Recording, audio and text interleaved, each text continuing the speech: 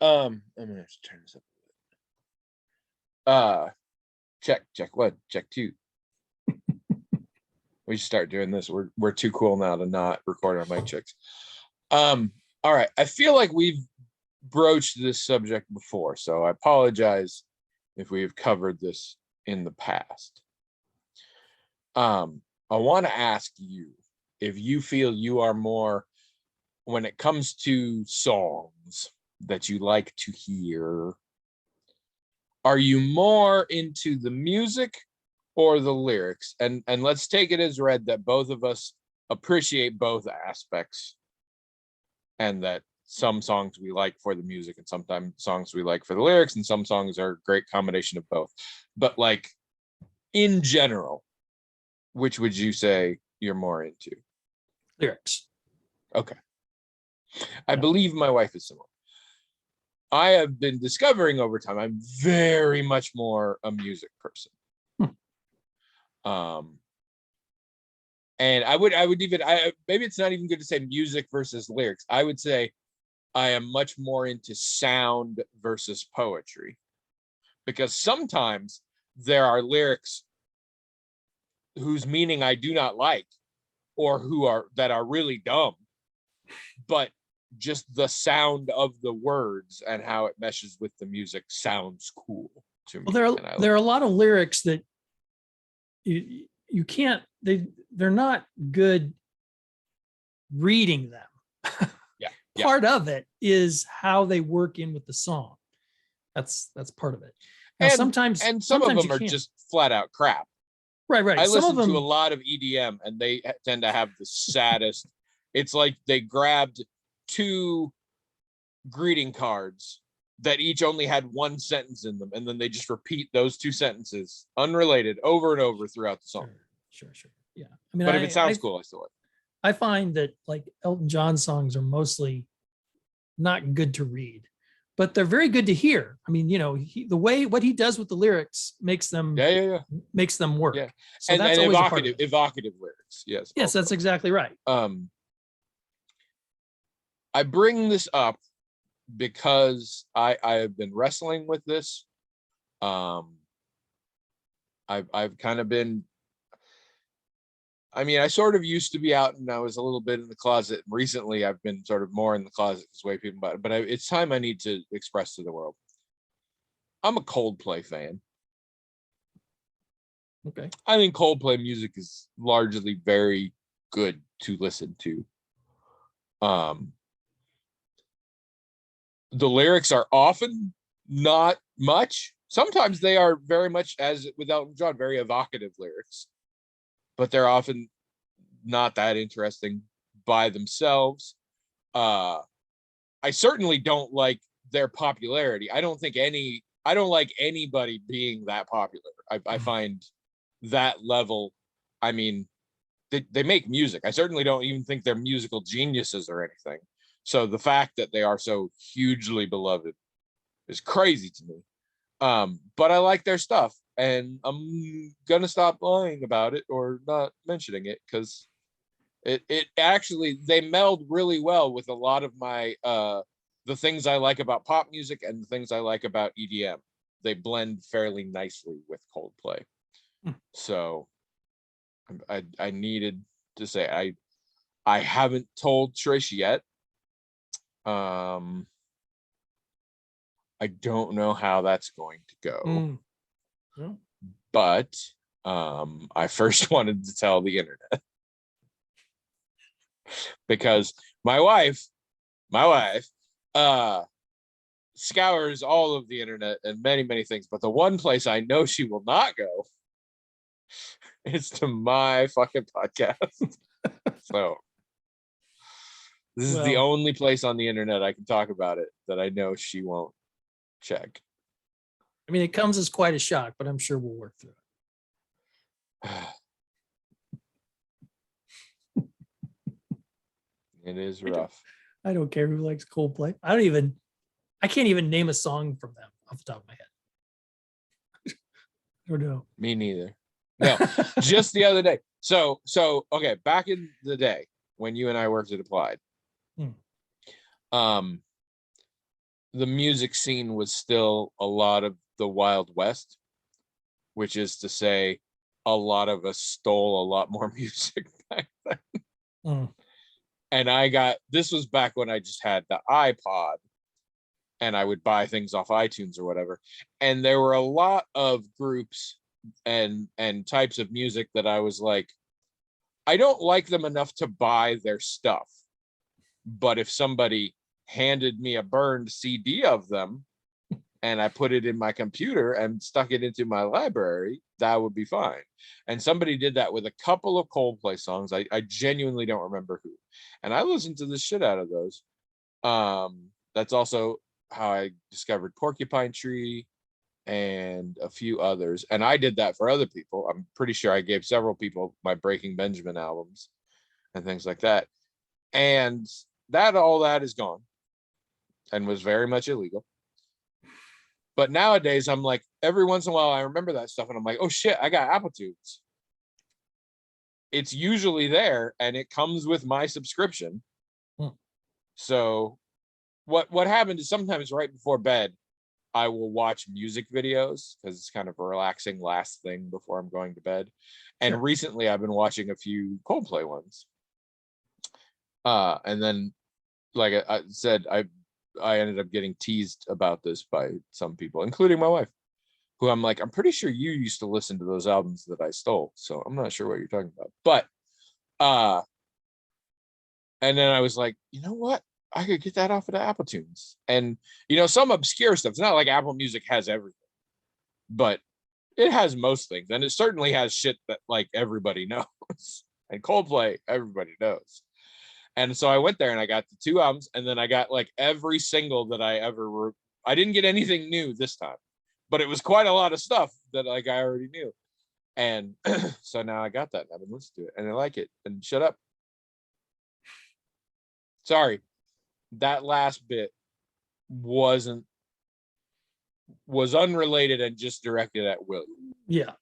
I just don't want William to it's a weird like cursed by an old witch thing. If I don't periodically tell William to shut up, he will open his mouth and it will never stop. It's a magic. So I do realize also he wasn't speaking, but it was time. Yeah. Hello everyone. Welcome to Magical Talking Cat Podcast. The only podcast in the world that sees a lot of things and saw what you done there on that night, but won't tell nobody because we're friends.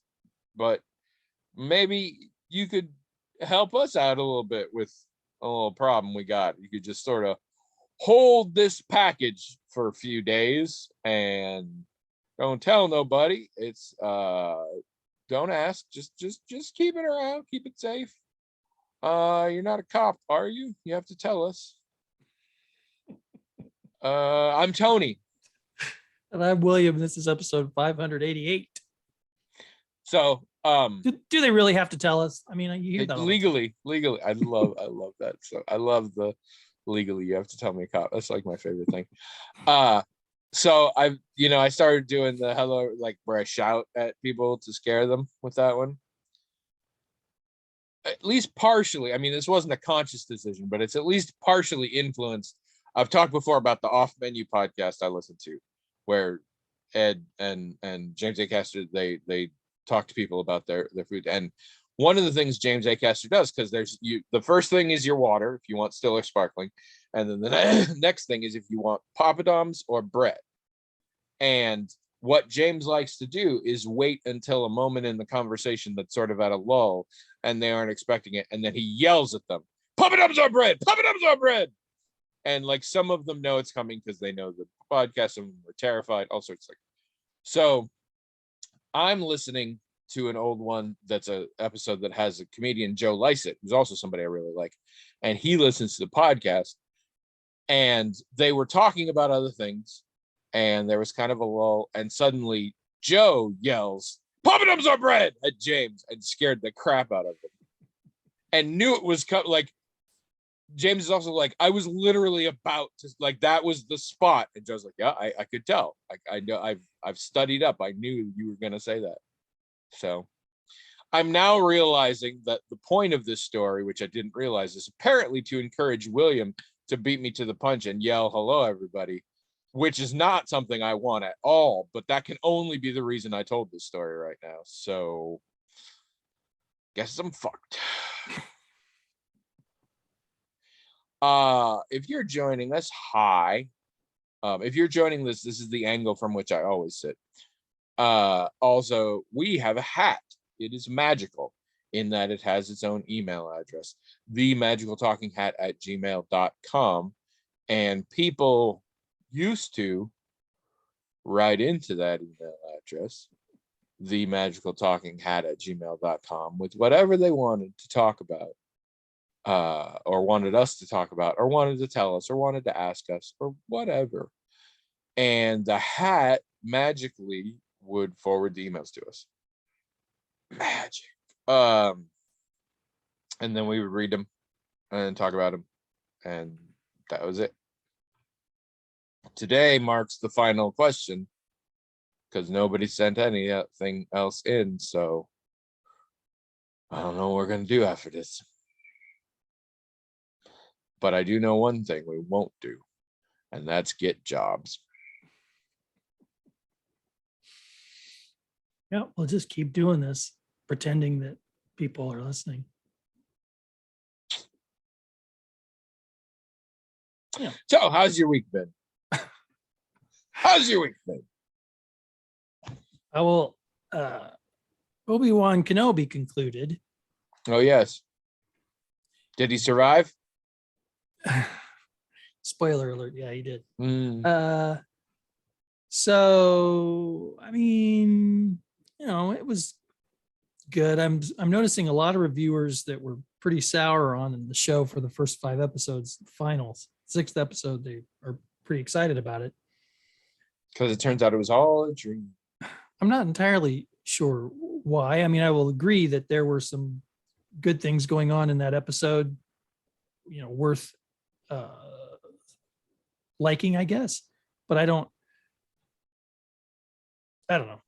I thought it was fine. Sticking the landing in a show is a big rarity nowadays. A lot of shows, if for some reason I kept watching it and didn't really enjoy it, and then the last episode they actually nailed it, I would feel that way sometimes. I think that's what's going on. Yeah. To me, it was pretty even quality the whole way through, but I also thought it was okay. I mean, I didn't have any problems with it. I was glad to see it. It didn't really meet expectations for most people, and not for me either, but I thought it was okay. For some critics now they're talking like this last episode sort of redeems the whole thing, which I don't. Like you said, sticking the landing, that's what they did basically. They had a good last episode. It didn't really retroactively fix anything for me that I thought was not good. Kumail's part in it was really fun, but also pretty much wasted. That wasn't fixed by the last episode. That's been happening a lot. I recently learned he's been in a lot of movies and TV shows that I don't know about because he just has like kind of tiny, uninteresting parts where he just like cracks jokes and shit for a little while and then leaves. Kind of, but don't get me wrong, he's great at that, but I want more. It was a little more than that. I liked seeing him in there, and he did a good job, but in the end, it wasn't much of anything, but it was fun to see. He did a good job. I have heard a lot of conflicting reports, like in that people that I know and like and trust have said, we liked it. We really liked this aspect. And then somebody else who I know and love and trust is like, we didn't like it so much, specifically this exact same aspect. Yeah, I mean, and so I'm just like, I kind of don't care. We'll probably watch it, but I don't know that I care if I actually watch it. Well, at least watch. Oh gosh, I wish I knew which episode was sort of the big one for Kumail, because I think you'd like it. I think you'd be glad you watched it because it's pretty funny. He's really, really good. He was at the forefront of the only episode of the X-Files reboot that I liked. Sorry, let me rephrase. he was at the forefront of the only X-Files reboot episode that was any fucking good. Fight me. That shit sucked. But that one episode was really good. But I was thinking about this episode and things people complain about when it comes to Star Wars and stuff. I thought about it. It occurred to me that maybe the biggest mistake that they've made since Disney took over Star Wars is they lied to everybody about why they weren't going to hold on to all of that canon from the books. What they told everybody was, well, we're gonna let go of all that so that to give our creators freedom to do new and interesting things. They didn't do that at all. What it did was it allowed them to retread old stuff. That's what it allowed them to do, which they would, if they were going to respect the books, they wouldn't. The first Star Wars movie, the one that J.J. Abrams made, couldn't have been like that. It couldn't have just been a retread of A New Hope. Yeah.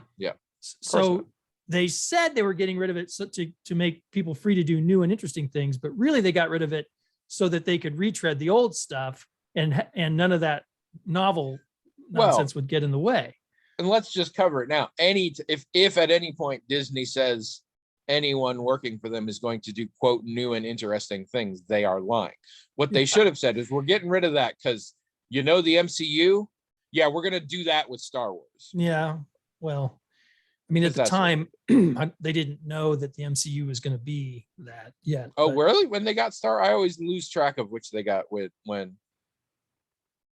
But I'm sure what they would counter argue is that, yeah, we did a retread of New Hope and everybody loved it. It was a huge success. It was the most successful film of that whole trilogy. And so it's hard to argue with the business model, but I don't, they don't have to tell us something that's not true. They can just say, well, we're not going to pay attention to the books, period. That's it. They don't have to say, oh, so that people can feel free to do whatever they want. They're not free to do whatever they want. They have to do a very specific thing. Like even the stuff that Filoni does in the animation, he's constantly pulling things from those novels that he liked and shoving it back in there. There's nothing original in Star Wars since Disney bought it. And like you said, that really should be expected, but they expressly said that that's not what was going to happen. They were getting rid of all that canon so that they could do something new and different, which obviously they have proven in all of these years since the acquisition, they have no interest in anything new and different at all. I'm going to play Disney advocate for a second, but in a way that still hates them. There's two reasons why they would say that. Or I should rephrase. There are two things they could have said instead of that, depending on the circumstance, because I was not in these meetings. Okay, I was not in most of these meetings. I was sometimes. So I don't know entirely what the plan was, if there was a plan, etc. But I see two versions that they could have said. They could have the first one, and this is the one Disney will never do, and from a business perspective never should do, is they come out and they say, you know what? We're going to use a lot of data to come up with what shit we can do that will get us the most money. And we do not care if it's any good from an artistic perspective. We just want you all to buy it. And they couldn't say that. Yes. And they couldn't say that, obviously.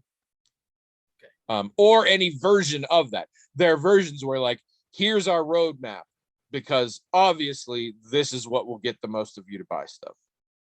Can't do that. So you're saying they can't tell the truth? Yes. I mean, yes, first and foremost. And then there's another thing that it could also be the truth that they also can't say from a business perspective. Honestly, out of the three, this would have been my preference. The truth might have been, we don't know.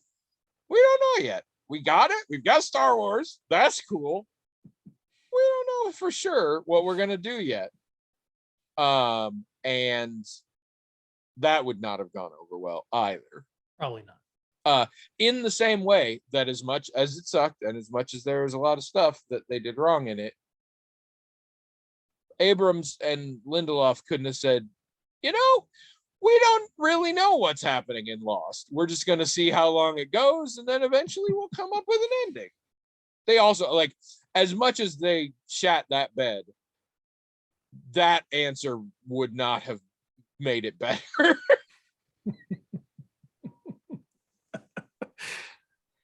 Okay, but why do they have to lie? So you're just telling me why they don't have to tell the truth. Fair enough. Yes. But it takes extra effort, not just to withhold the truth, but to they can't say nothing. They can't say nothing. What are you going to do? They say nothing all the they time. Couldn't do that. Sure, they could. No. No, because they have to tease you back in. Because if they said nothing, a lot of us would have stopped fucking watching this stuff years ago. But they have to be like, oh, this time we're going to do. And honestly, in that case, I think what they did is they sat down and they're like, okay, we all know the plan here. Whatever it is that will make them show up. So what do you think that's going to be? I think if we tell them that it's going to be all new and creative and exciting and different and, you know, edgy, you know, like artists do. So you're saying it's not just a lie. It's not just a lie. It's a gaslight is what you're saying. Absolutely. Absolutely. I am saying that Disney the company is gaslighting all of us constantly because Disney is claiming they are an artist studio, that they create art for people and that they create experiences and whatever. No, they are a business that does whatever little dance they need to do to get the most money. They have decided that art is the way for them to go, but in very specific definitions. I mean, so just look at how many different directors handled the final trilogy of the Skywalker stuff and Solo and basically all the Disney Star Wars movies either were helmed by J.J. Abrams or helmed by a bunch of different people, and then either Ron Howard or J.J. Abrams. Yeah. They're just faking it. Also, they're evil. By sheer coincidence, today I rewatched the honest trailer for Rise of Skywalker. And I don't know what was going on at the time. I may have still been filled with rage. I don't remember a large chunk of this honest trailer, which is amazing to me because I would have salivated over it because I fucking hated that movie. They did have a fun bit at the end that I genuinely didn't remember that was like, maybe there's a reason why we shouldn't have one company make all the major movies. And it was just so many side-by-sides of shit from the MCU that like the exact same thing happened in the Star Wars movies over and over. My favorite is always the black guy shows up and says, on your left. We did it in Avengers Endgame and we did it in Rise of Skywalker. It was just different black guys. And instead of on your left, he was like, but Poe, there's so many more of us. But it was the exact same thing. And I didn't realize that until the first time I saw the pitch meeting for it. And he's like, oh, sorry. He says, and then Falcon says, on your left. And he's like, what? He's like, oh, sorry. I mean, then Lando says. And I was like, oh my God, that is the same damn thing. And it worked on me both times.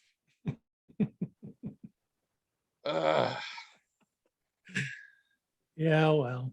So other than giving a piece of your soul to Disney, what else did you do this week? Oh, we also started watching For All Mankind. Oh. And? Are you familiar with it or? I know it exists. I know people like it a lot. It doesn't at all sound like my thing. Well, for people who don't know, it presents an alternate reality where in 1969, a month ahead of the Americans, the Soviets land on the moon. And wow, you said that with such gravitas, like it's really hitting me. Like, oh my god, even the fictional idea of that just chills me to the bone. Okay, and it's kind of interesting what they do from there. I also happen to think a lot of the things. Yeah, there's two kinds of things. There's two kinds of things that happen that are different from, what actually happened. One kind of thing is a genuine speculation that most of the time I think is pretty good. Like, yeah, that's probably what would have happened. And the other thing is clearly a wish on the part of the showrunners. Like, wow, wouldn't it be cool if this happened? But even those are kind of fun sometimes. But anyway, so there's 3 seasons of it on Apple. And I think this is the one that a friend of mine was like, this made me feel all the different emotions really intensely. Like they were very into it, but like in all the good and the bad ones, they were like at different points, I just got so worked up by it. Yeah, I mean, I think it poses interesting as speculative fiction. It poses some interesting questions and some interesting answers, and I think it does actually a really good job. Like I said, sometimes it's more, it seems like wishful thinking based on what you presume the political ideology of the showrunners is, but that's not like distracting or anything. Sometimes it's even a little fun, but when they're clearly really trying to think of what would happen or how things would go and what events are they going to have still happen, right? Like in the 70s and 80s versus what things won't happen because of this event. It's pretty interesting. And the portrayal of space flight and the development of space flight is, usually when I watch things like this, it seems like they cheat a lot and it really bothers me. It doesn't seem like realistic or like how it would really go. And this doesn't do that. It seems pretty, realistic about this in terms of how spaceflight really works. I just think it's really interesting. The reason we started watching it was because I saw an article somewhere that called it like the best science fiction of the decade or something. That's quite a claim. And that was before Obi-Wan Kenobi had finished. I know that was quite a claim. So I said, well, let's give it a try. Let's give it a try. And we haven't stopped watching. And I don't know if I mean, it depends on what your standard for great science fiction is. But by my standards, yeah, it's really, really good. And I mean, I'd recommend it to anybody. And I'm kind of surprised it's had 3 seasons. And this is the first time I'm seeing it. I mean, I didn't even know what the premise was. 3 seasons in, and I hadn't even really, I've seen like promos for it and stuff. Didn't know what the deal was on it. Didn't know what it was really about. But it's pretty interesting. I don't know if you'd like it, but I feel like I wouldn't. In a weird, it seems like it's too real. As more time goes on, I think I am less into gritty, hard sci-fi because the reality of space travel is real fucked up. And I don't particularly want to deal with that. Yeah, that's pretty interesting to me. I've heard it is quite good. Yeah, it strikes me as a little too real and probably a little too sad in places for me, but yeah, it gets pretty dark in a lot of places. Yeah, but Apple TV Plus is really trying to set itself up for prestige television, which is good for them. Every time I try and explain Apple TV Plus to other people as a streaming service, I'm like, it only gives you their original stuff. Like every other streaming service has their stuff and then like other crap that they've scraped together. But Apple TV Plus is just Apple originals and then other stuff you can pay extra money for. And I'm like, so it really kind of sucks, except it has some incredible fucking shows on it. Yeah. Ted Lasso, Severance, apparently this thing. Some people really like The Morning Show. Weirdly, a second season happened of the Jason Momoa's Baby Can See. I still can't believe that's a show. It's called See, and it's a post-apocalyptic where everyone is blind, and then Jason Momoa gives birth to a baby that can see. I'm like, that's a weird short story at best. But apparently it's at least 2 seasons of television. Now, to be fair, I haven't seen any of it. Feel free to come at me and tell me how wrong I am and how good it is. I'm assuming everybody just likes looking at Jason Momoa. Because I cannot see any grist to be milled out of that premise. It sounds really uninteresting and kind of funny. But well, how was your week? Hold on, I'm scratching I hate when your eyelid itches, because it's very satisfying to scratch, but you're also like, one false move and I just stab myself in the eyeball. My week's been fairly uninteresting. I did finish Moon Knight. Oh. I have very mixed feelings about Moon Knight. You guys opted not to watch Moon Knight, correct? Right, but we did watch the pitch meeting, which we thought was pretty funny. The pitch meeting brings up a lot of good points. I kind of want to see that. Well, here's the thing. Some of it's awesome. Some of it's not awesome. And some of it's it's only 6 episodes. It's 2 episodes of outright confusion. A 3rd episode that finally explains things and you're like, oh, this is kind of interesting. A 4th and 5th episode where like you get invested and you're like, this is kind of cool. And then a 6th episode that, as so many things do nowadays, just eats shit on the landing.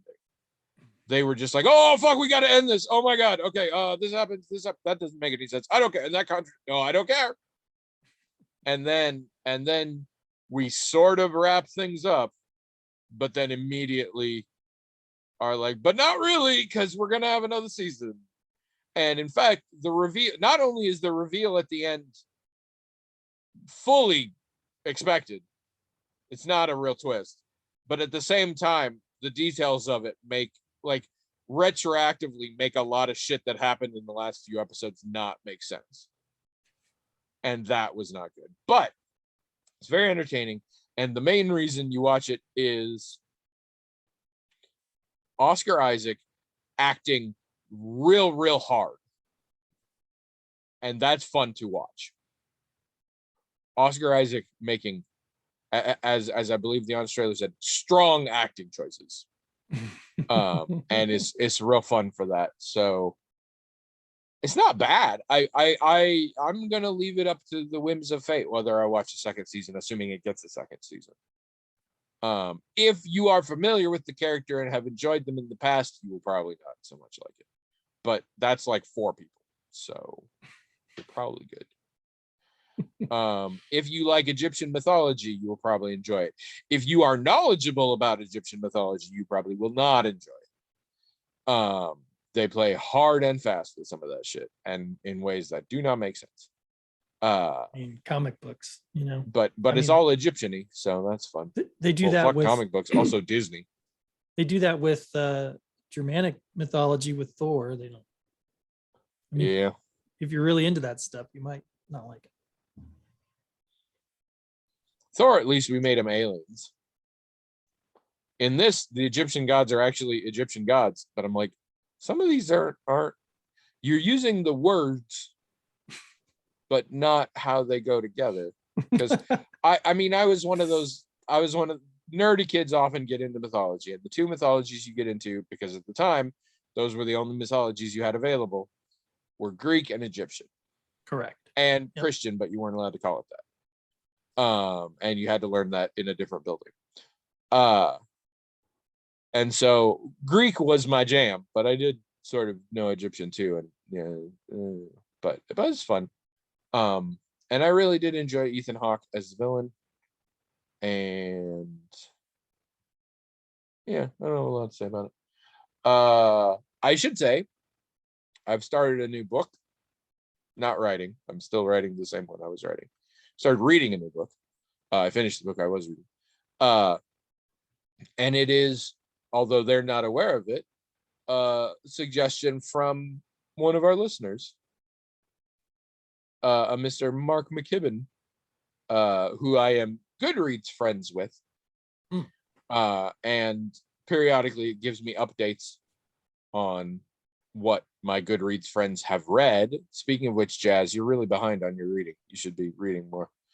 But then again, so should I. And this was a series. I don't remember what the series name is. I believe the first book is called The Invisible Library. And he had rated it highly at some point, and I had put it on my want to read list. And I was looking through my want to read list, and I saw it. And it's about a sort of interdimensional, fantastic library wherein librarians collect all the unique items of fiction that exist throughout the multiverse. So like if there's a world where this is the only world where this stuff was written, they have to go and get it. And it's about a particular librarian doing that. And then some sort of, I'm sure, multiverse ending hijinks ensue. I've only just started.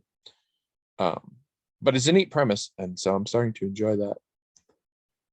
If you want to recommend books, you can do it in the blog, magicstalkinghat.com. Also, you could be Goodreads friends with me. Go to Goodreads, and my name on there is, I believe, Anthony K. Parsons. And we could be Goodreads friends. I'm on Goodreads friends with Jazz. I'm Goodreads friends with Mark. I think those are the only listeners with whom I am Goodreads friends. So yeah, I just wanted to give a shout out to that. Thank you, Mark. Because I haven't been able to do as much with what appear to be a lot of manga or just like anime based graphic novels. I'm not sure, but none of it's really jumped at me. But this looked good.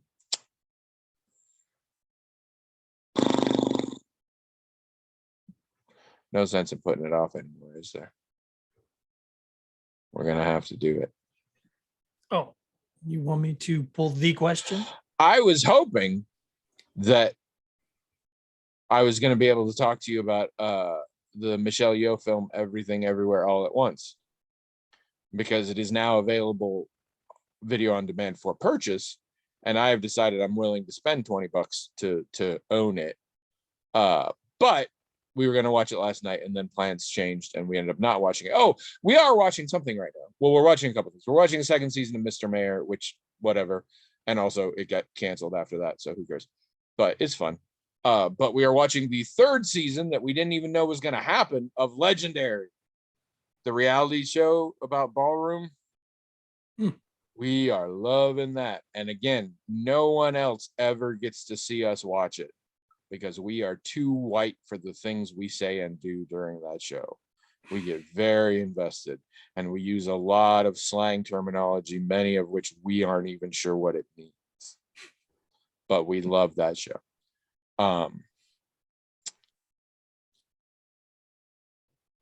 But yeah, last night I thought we were gonna watch Everything Everywhere All at Once. We're probably gonna watch that tomorrow night. So I'll talk about it next week because it looks really cool. And I have yet to see anything anywhere, both personally and professional, that has a bad thing to say about it. Like this is one of those movies that the world seems to say, like, this kicks ass. Although my sister did say it is probably the weirdest movie she's ever seen, which is a sort of low bar, but not that. So, yeah. All right. Yeah, I'm just stalling now because I don't want it all to end. But here we are. All right, read it. I have it. I have at Peter's Donuts. I haven't glanced at it all in my email, except that I know it is from Dave of Id. It is from Dave of Id. Yep. What does Dave of Id have to say to us? He has a question. Oh. Which is best for you? Burial, cremation, or human composting? Are Are you excited about that question? A little bit. I mean, I'm both excited and disappointed. I find this interesting, and I have thoughts. I don't know how much comedy we're gonna be able to drag out of this. Oh shit!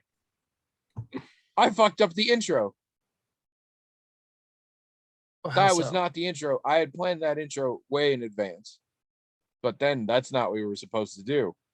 What were you supposed to do? Welcome to the Magical Talking Hat podcast, the only podcast in the world that is currently ranked 159th of all comedy podcasts in Cameroon, according to podstatus.com. This is the email titled "The Magical Talking Hat is ranking very well in Cameroon." Yes. The hat forwarded that one to you as well. The weird thing is, like, it's not, I mean, I assume it's spam, but open it. Open that one. We'll get back to you, Dave. Don't worry. Fine. Open that one. Yes. Read that one. I'm getting at it. Here we go. It says, "Hello, how's it going? Hope all is well." Now, see, now listeners are going to know we don't literally read every email forwarded to us from the hats. I do. It means you don't. I didn't read this one. Sorry, everybody. Yeah. I have some cool information that might interest you. Your podcast, The Magical Talking Hat. Let's just pause for a second. Right now, we're all thinking this is spam, in that it is like a textbook example of a spam message. And also, why the fuck would we care how we're doing in Cameroon? But yeah, okay, so keep going. Your podcast, The Magical Talking Hat, has good performance in Apple Podcast rankings last 30 days, and then presumably this is the whole list. Position 159 in the category comedy, parentheses, Cameroon. This data is provided by podstatus.com. Happy podcasting, Carlos from Podstatus. So I presume if you go to the link, they'll try to sell you something so that you get. Yes. It's definitely not, a fan. No. But it's also, I don't think, I didn't click on the link, but the link is just to podstatus.com. Yeah. So I also don't think it's like an attempt to virus me or it's not true spam, which leads me to believe it's possible it's true, which, assuming Apple has more than 159 podcasts listed in the comedy category for Cameroon, which I think is fair. Somebody fucking downloaded our podcast in Cameroon. At least one person. Maybe they didn't listen to it, but that's weird to me. Hello, Cameroon. Welcome. At this point, based on what's in our email, our listeners have abandoned us. So if you want to make this a very Cameroon focused podcast, we can pivot to that very easily right now. Very easily, yeah. So we can be the magical talking Cameroonish hat. Do they wear hats in Cameroon? I don't know. I assume it probably rains there, so sometimes you'd want a hat or sun or anyway. If you would like me to learn more than nothing about Cameroon, this is your chance. So get at us. We are open for our sponsorship rates are incredibly low. We basically charge only in occasional emails. Oh, Carlos, something else. I'm not buying whatever you got, but thank you for the info. I really wanted to thank the previously unknown and silent listener for chiming in about artificial intelligence and all that stuff. Yeah, right. That was some nice. Serious shit there. Yep, that was really great. I'm suspicious of it, however. And I know this person, and as I said, I'm the one who sort of upfront said this person works with a lot of AI and machine learning stuff. However, the content of that comment and the level of seeming knowledge and education and data in that comment is at odds with the fact that that listener does not know how to spell the word potato. Okay. This is like a Dan Quayle sort of thing, I guess, but so it might not be real. I did want to clarify something. I realized as I watched the podcast that something wasn't clear. When I was expressing dismay at how people were responding to this thing, my concern was that people in good faith would honestly treat, like, not being mean or evil, but would mistakenly, so to speak, treat an AI that had sort of actually emerged as something else. The fact of the matter is, I'm almost 100% certain as soon as that we have artificial intelligence, someone somewhere is going to enslave it. Like, not accidentally, not out knowing what they're doing. Some of them will even know precisely what they're doing, but they will justify it by saying, well, this is a machine. We created this. We have a right to do what we're doing here. I have no doubt that's going to happen. I would go a step further. The thing that becomes the AI will already be enslaved. Sure, but it will emerge into consciousness already in chains. That's right, and I'm not incredulous about that happening. What I was worried about was people who, if they knew it was a real consciousness, would definitely not want to harm it or do anything, but because of their ignorance or their prejudice, not prejudice against artificial intelligence, but prejudice against artificial intelligence being a real thing, the likelihood would accidentally treat it badly. That's what I was concerned about. I mean, I'm also concerned about the other thing, but I agree with you and many other people. That's going to happen. I mean, I hate that's going to happen, but it is going to happen. I full on didn't read the comment because it was long and dull, like when you and Jazz talk on there. But that was really good. You should have read it. The gist of it was this specific instance could actually be an AI, and you claiming that you don't think it is actually feeding into the very problem that you're describing. And you, William, single-handedly are bringing down AI as a species already. That's kind of what the person said. I mean, that's what we were all thinking, right? If that's what you were thinking, go to the blog, themagicaltalkinghat.com, and tell William how he is already already ahead of time enslaved all of future AI with his glib understanding of chat bots. I, again, didn't read anything. I have no idea what's happening. So all right, what do you think? All right, David, we have not treated you fairly. Let's do it now. All right, so you're dead. What are you doing? Well, I mean, Abby and I have actually thought about this quite a bit. Oh, us too. Me and Abby have also thought. No, me and Trace have also. I think we're going to.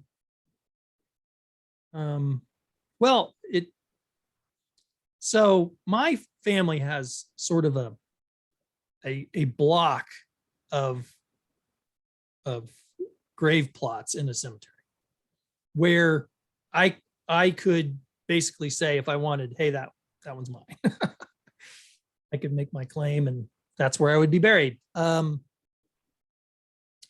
So there's been some, not just hypothetical thought about it, like some serious, well, is there something should I say something to my family about this? Should I say something to my dad or whatever?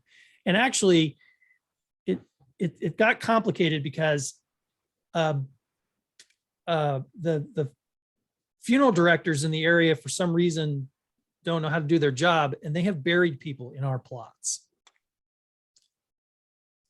And the first time they did it, it was cremains. Are you sure? I mean, yeah. No. You don't understand what I'm asking. Are you sure you're the real William Wright? They didn't bury William Wright there. isn't- They buried someone else there. All right. Well, then are you sure? Is your dad not your dad or something? Like, this is Anyway. How deep does this conspiracy go? 6 feet. 6 obviously. feet, yeah, But right. still. Okay, so the first time it was cremains, so they could move it easily, but this time there's a vault and there's a body down there and everything.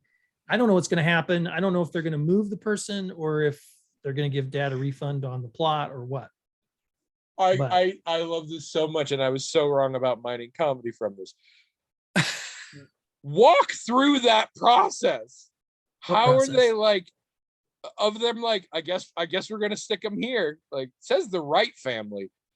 Well, it's spelled different, but I'm sure they're related. I mean, the first time it happened, fuck that up. I don't know. The first time it happened, you could think, okay, some kind of clerical error or whatever. Those things must happen. How do you fuck that up twice? Yeah, it's the second time, right? It's like you guys have already moved a person, the remains of a person. Now you've done it again.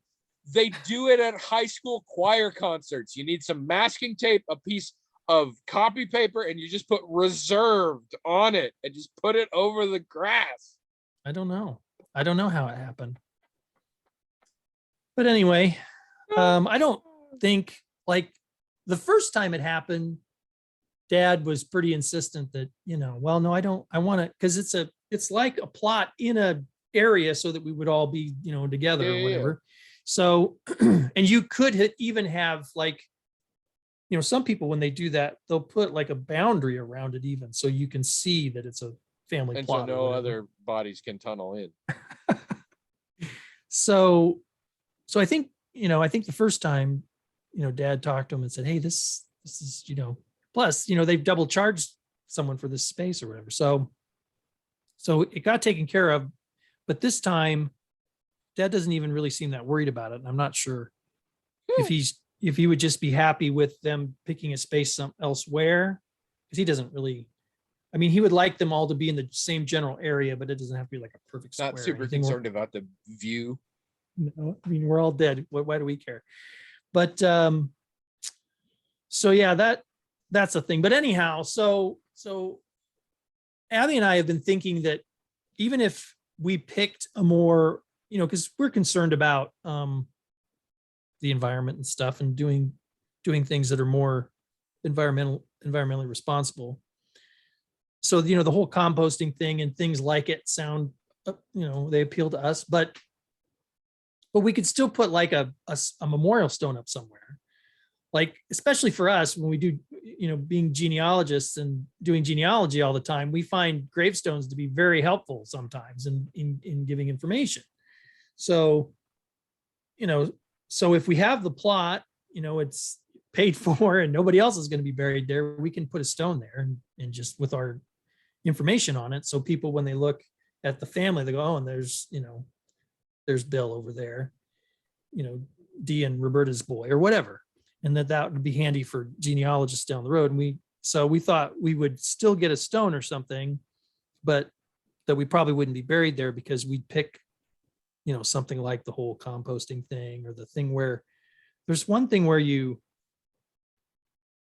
well, I guess it's all different types of composting. There's a bunch of them now. Yeah. There's ones where you sprout mushrooms. There's one where a tree grows out of you. Right.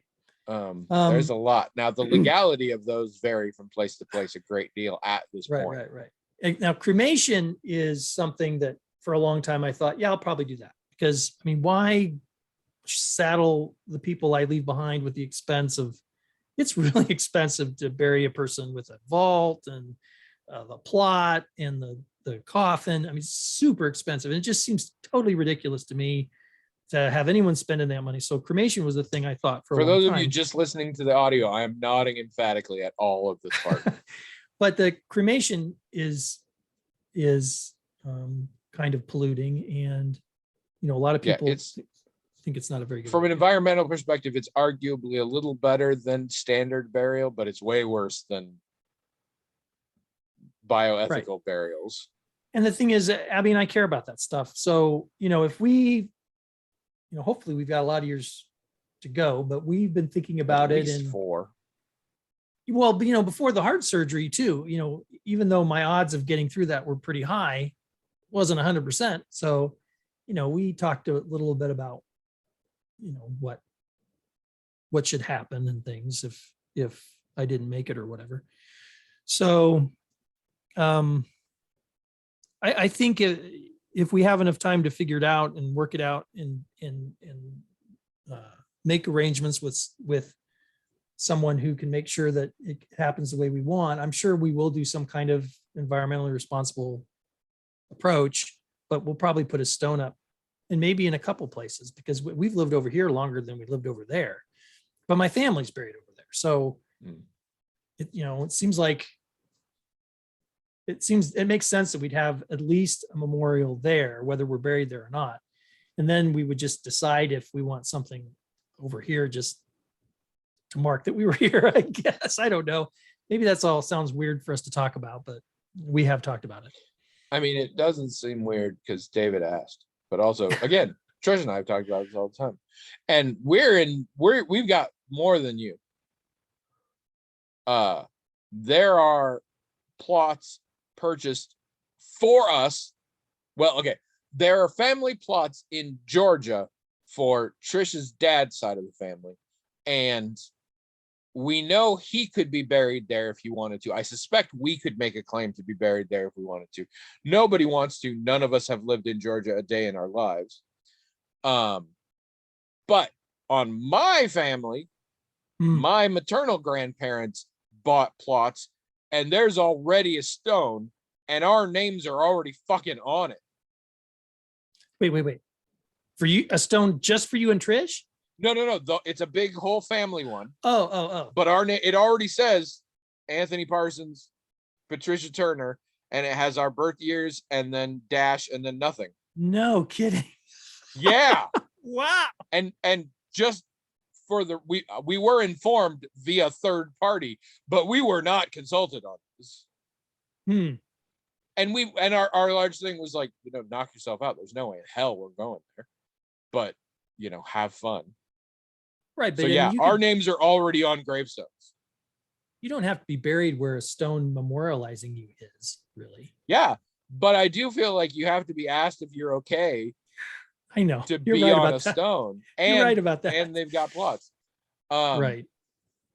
Now, okay. And before we get into, because Trish and I have also talked about this, there is something missing here. There is essentially a fourth consideration, a fourth option.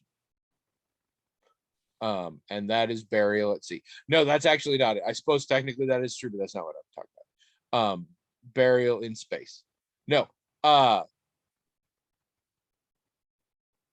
Donating your body to other purposes. I will say it that way. Yeah, there is that. The classic one is donating your body to science.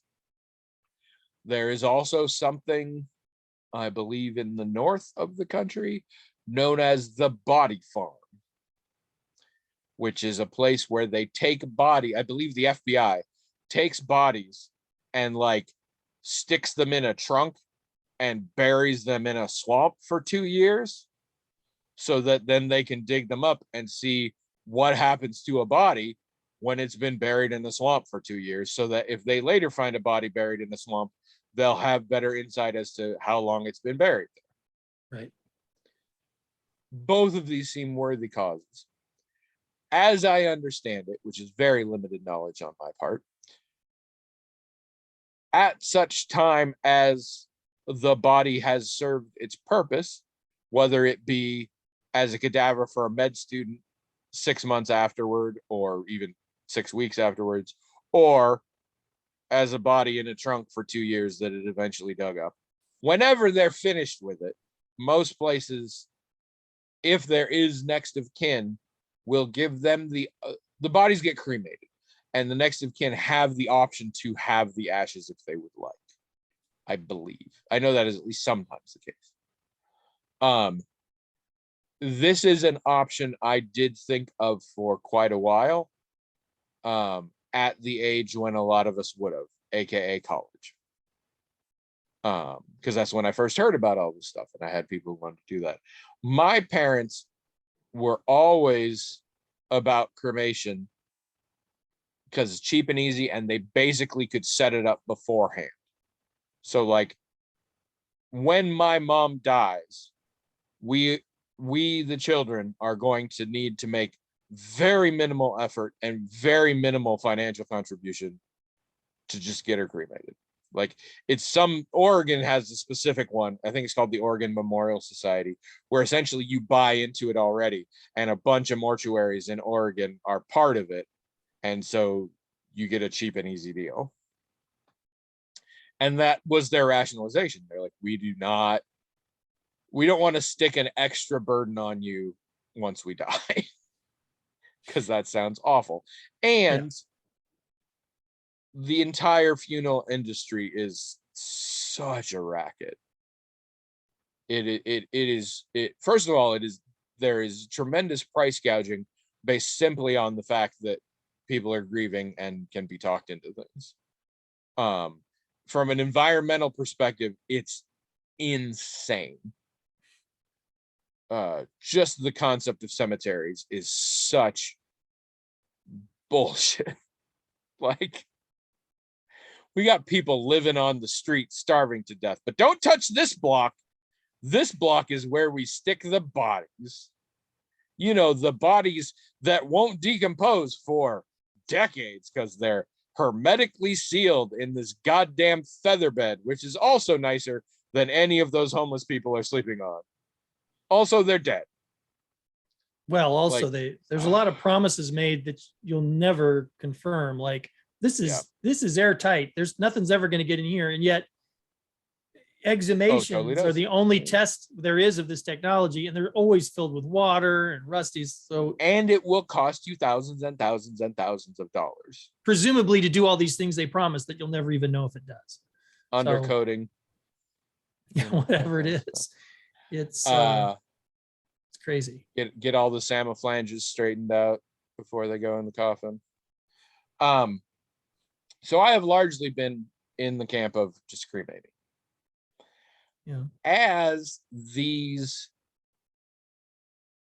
other environmental options have come into play, I have been very pleased at them conceptually. And as they are more legal, I might want one of those. I kind of stopped thinking about it at a certain point because we were having a discussion about this, and Trish was telling me what she wants, and she wants to be buried, but very specifically, she wants to rot. So she ideally, you know, at worst, pine box, no lining, stick it in the ground. In a better situation, she'd do one of these knitted coffins they have now, or like I said, the mushroom things and all that.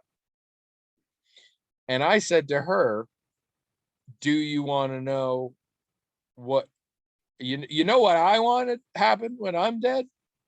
And she said, I don't care. And I said, what?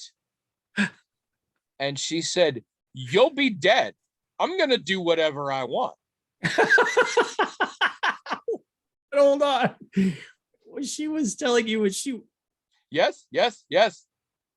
But you're going to do whatever you want anyway. So. And I opened my mouth to argue and thought, I will be dead. I can guarantee, I mean, I am a staunch atheist. I have doubts, like everyone has doubts in their beliefs. Maybe something happens afterwards. But I'm super confident I don't give a shit what she does with my body. So I'm like, okay. So I haven't worried about it since. If she goes before me, I may have to figure out who might end up burying me, and I might need to work that out. But in the meantime, and I mean, let's be honest, I'm gonna outlive Trish. So taxidermy's right off the table. Is that right? We're not even going to talk about that option. Well, maybe for Trish, for me, maybe she stuffs me and has me on the couch. I don't know. I am not involved in that decision, is what I have been told, and I won't be able to argue it when the time comes. Even if she like did a full 180 and was like, "Oh, baby, tell me, write it down in details, and I will make sure." As soon as I'm dead, she's gonna like crumple up that paper, throw it, you know. If I'm lucky, she'll be crying while she does it because she'll be sad I'm dead. But it's still gonna be like, crumple, crumple, fling. Or more likely, it'll be like, yeah, I filed it here somewhere, but I don't know. So I don't worry about it as much. But I think, hilarious. You know, if I did get to choose anything,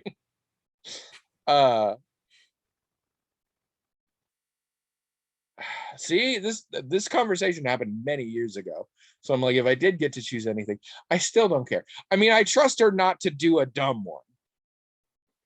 I trust her not to spend $5,000 on the quote unquote hermetically sealed silk lined coffin. Whatever. Otherwise I don't care. I mean, cremated is fine with me. It's if I had to decide, it's probably not what I do, but I mean, I think it's also cheaper. And again, I don't want to put financial burden on people after I'm dead. And cremation's real fucking cheap. That's what we've done with all the cats. But meanwhile, my family growing up, we buried our pets in the backyard. We buried a dog, our dog, not just any. We found a dog, knocked it over the head with a brick, buried it just to prove we could. It was a practice run for our own pets. No, we buried our dog Molly, and then later we buried our cat Mitzi next to Molly because they did not have the stereotypical cat and dog relationship. They had fun together. They snuggled together. They would take turns chasing each other around the backyard. Some days you would see the dog chasing the cat, and some days you would see the cat chasing the dog, and they were having fun. So we buried them next to each other. And then my sister bought the house, and my sister had dogs. And those dogs, out of fucking nowhere, kept trying to dig where our pets were buried. No. And it wasn't like we had specific, it was dirt. Our backyard was large. Our backyard was forest, essentially. And so there was some ground cover, but it was largely just dirt, and it was there, and they would dig. So eventually they essentially had to put chicken wire over it. But then eventually those dogs died, and because my sister still lives there, and they've all been buried out there. So there's just all these dead pets out there, or what's left of them. So we do that, but otherwise we cremate mostly. We buried pets too, but I couldn't even tell you where. I mean, I don't believe you had pets, so that's fine. Well, wait, again, we didn't. Did you bury other people's pets? No, our pets. Like, hey, mean, dog, the dogs and cats dog for a second. What's that brick in your hand? Don't worry about it. I mean, we fed them and stuff. They were pets. They were outdoor pets. Some people don't count that, I guess, but I count that. Tell us your afterlife body care. What do we call this? Tell us what you want done with your remains. In the blog, the magicaltalkinghead.com, and then we can all compare. Also, what'd you do with your pets? Also, what'd you do with other people's pets?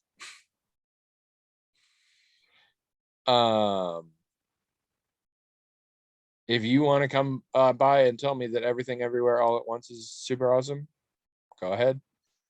If there is a person out there who thought it was bad, tell me that too. I'd be intrigued, but I don't think there is such a person. And write in. Well, since clearly since clearly everybody stopped listening except Dave and one person in Cameroon, and they're about to stop.